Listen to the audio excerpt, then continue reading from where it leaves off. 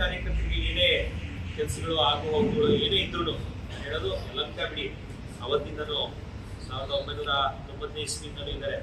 ಆದ್ರೆ ನಮ್ಮ ದೊಡ್ಡಬಳ್ಳಾಪುರಕ್ಕಾಗ್ಬೋದು ಹಾಗೂ ಬೆಂಗಳೂರು ಗ್ರಾಮಾಂತರ ಜಿಲ್ಲೆಗಾಗ್ಬೋದು, ಗೌರಿಬಿದನೂರಿಗಾಗ್ಬೋದು, ಬಾಗೇಪಲ್ಲಿಗಾಗ್ಬೋದು, ಈ ಭಾಗದ ಎಲ್ಲ ನಮ್ಮ ಕಾರ್ಯಕರ್ತರಿಗೆ ಬೆನ್ನೆಲುಬಾಗಿ ಅವ್ರು ನಿಂತು ಅವತ್ತಿನ ಸಹಕಾರವನ್ನ ಕೊಟ್ಟು ವಿವಿಧ ರೀತಿಯ ಕೆಲಸಗಳಿಗೆ, ಪಾರ್ಟಿ ಚಟುವಟಿಕೆಗಳಿಗೆ, ಪಾರ್ಟಿ ಕೆಲಸಗಳಿಗೆ ಅವ್ರ ಸಹಕಾರವನ್ನ ಕೊಡ್ತಾರೆ.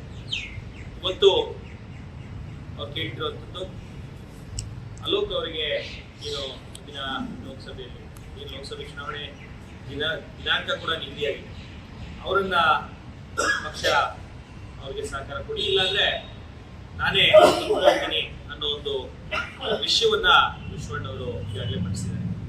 ಹಾಗಾಗಿ ನಾವು ಕೇಳ್ಕೊಳ್ಳುವಂಥದ್ದು ಮುಂದಿನ ಭವಿಷ್ಯದ ದೃಷ್ಟಿಯಿಂದ ಗೌರಿಬಿದನೂರು ಅಂತ ಕ್ಷೇತ್ರಗಳಲ್ಲಿ, ಬಾಗೇಪಲ್ಲಿ ಅಂತ ಕ್ಷೇತ್ರಗಳಲ್ಲಿ, ನಮ್ಮ ಕ್ಷೇತ್ರ ದೇವನಹಳ್ಳಿ, ನೆಲಮಂಗಲ, ಇಲ್ಲೆಲ್ಲ ಪಕ್ಷ ತುಂಬಾ ಬಲಿಷ್ಠವಾಗಿರುವಂಥದ್ದು.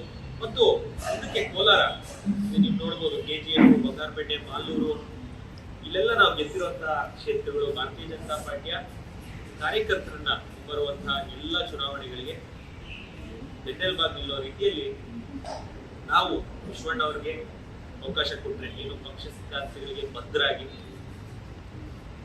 ಕೇವಲ ಅವ್ರು ಬೆಳೆಯೋದಲ್ಲದೆ ಪಕ್ಷವನ್ನ ಬೂತ್ ಮಟ್ಟದಲ್ಲಿ ಬೆಳೆಸುವಂತ ನಮ್ಮ ನಾಯಕರಿಗೆ ಅವಕಾಶ ನೀಡಬೇಕು ಅನ್ನೋದು ನಮ್ಮ ಮನವಿ. ಏನಂದ್ರೆ ಎಲ್ಲದಕ್ಕಿಂತ ಹೆಚ್ಚಾಗಿ ಪಕ್ಷ ಬೆಳಿಬೇಕು, ನರೇಂದ್ರ ಮೋದಿಜಿ ಅವ್ರನ್ನ ಪ್ರಧಾನಮಂತ್ರಿಗಳು ಮಾಡೋ ಜೊತೆಗೆ ಬೆಂಗಳೂರು ಸುತ್ತ ಇರುವಂತಹ ನಮ್ಮಂತ ಕ್ಷೇತ್ರಗಳು, ಬೆಂಗಳೂರಿನ ಹೊರವಲಯ ಅಭಿವೃದ್ಧಿ ಅಂದ್ರೆ ಏನು ಅಂತ ಯಲಹಂಕದಲ್ಲಿ ಅಭಿವೃದ್ಧಿಯ ಹರಿಕಾರರಾಗಿ ಇವತ್ತು ವಿಶ್ವಣ್ಣ ಅವರು ತೋರಿಸಿದ್ದಾರೆ. ಇನ್ನು 5 ರಿಂದ 10 ವರ್ಷದಲ್ಲಿ ನೀವೆಲ್ಲರೂ ಹೈವೇಲಿ ಹೋಗ್ತಾ ಇದ್ದೀರಾ. ದೇವನಹಳ್ಳಿ ಈಗಾಗಲೇ ಬೆಂಗಳೂರಿನ ಭಾಗ ಆಗೋಯ್ತು, ದೊಡ್ಡಬಳ್ಳಾಪುರ ಈಗ ಬಾಕ್ಸ್ಕಾರ್ ಇಂಡಸ್ಟ್ರಿಯಲ್ ಏರಿಯಾ ಬಂದು ಬೆಂಗಳೂರು, ದೊಡ್ಡಬಳ್ಳಾಪುರನು ಬೆಂಗಳೂರಿನ ಭಾಗ ಆಯಿತು, ನೆಲಮಂಗಲ ಅವತ್ತಿಂದನೂ ಹೈವೇ ಬಂದು ಬೆಂಗಳೂರಿನ ಭಾಗ ಆಗಿದೆ. ಇನ್ನೇ ಚಿಕ್ಕಬಳ್ಳಾಪುರ, ಬಾಗೇಪಲ್ಲಿ ಇದನ್ನು ಹೈವೇಲಿ ಇವತ್ತು ಎಲ್ಲಿ ಫಾರ್ಮ್ ಹೌಸ್ ಅಂದ್ರೆ ಬಾಗೇಪಲ್ಲಿ, ಆ ಕಡೆ ಈ ಕಡೆ ಎಲ್ಲ ಜನ ಇವತ್ತು ಮನೆಗಳು ವಿಲ್ಲಾಗ್ಲೂ ಬಾಗೇಪಲ್ಲಿವರೆಗೂ ಬಂದಿದೆ.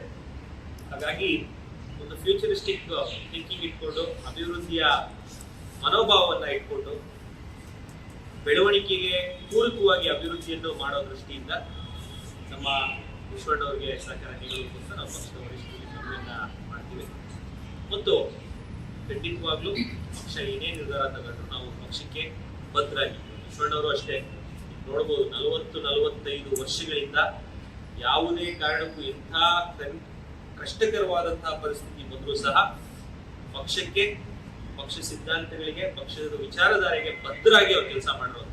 ಇಂತಹ ಸಮಯದಲ್ಲೂ ಇಂಥ ಕಠಿಣ ಪರಿಸ್ಥಿತಿ ಬಂದ್ರು ಪಾರ್ಟಿ ವಿರುದ್ಧವಾಗಿ, ಪಾರ್ಟಿ ಉಳಿಯುವಂತ ಕೆಲಸಕ್ಕೆ ಎಲ್ಲೂ ಸಹಕಾರ ಕೊಟ್ಟಿಲ್ಲ. ಆ ನಿಟ್ಟಿನಲ್ಲಿ ಅಂತವ್ರಿಗೆ ಪಕ್ಷ ಗುರುತಿಸಬೇಕು. ಈ ವಿಚಾರಧಾರೆಯನ್ನ ಗಟ್ಟಿಯಾಗಿ ನಿಲ್ಲುವಂತವ್ರಿಗೆ ಪಕ್ಷ ಸಹಕಾರ ನೀಡಬೇಕು.